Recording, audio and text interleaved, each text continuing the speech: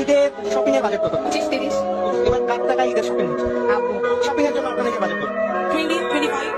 ঈদের কেনাকাটার বাজেট কত? এবারে ঈদের কেনাকাটার বাজেট ছিল 5,000 টাকা।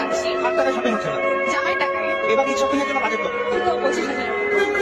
এবার কার টাকা শপিং হচ্ছে? যে ভাইয়া দিছে, আপু দিয়েছে, আপু দিয়েছে, তেমন না 10,000। অলরেডি আমার শপিং হয়ে গেছে। ভাইয়া দিয়েছে, পাশাপাশি বাবাও দিয়েছে। ঈদের বাজেট কত? বাজেট 5,000। আপু ঈদের বাজেট কত? অনেক, তাও 10। ঈদ শপিং এর বাজেট কত? কার টাকা এবার ঈদের শপিং হচ্ছে?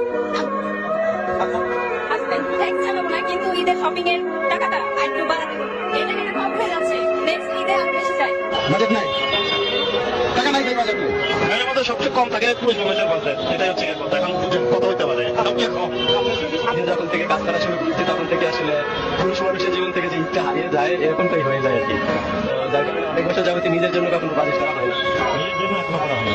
মেয়ের জন্য আগে, মা বোন ভাই বোন সবার জন্য আগে, দেন যদি থাকে এই বাজারে তো বুঝতে চাই পরিস্থিতি কি। নিজের কোনো বাজেট নেই আসলে, নিজের জন্য কিছু কেনা হয় না।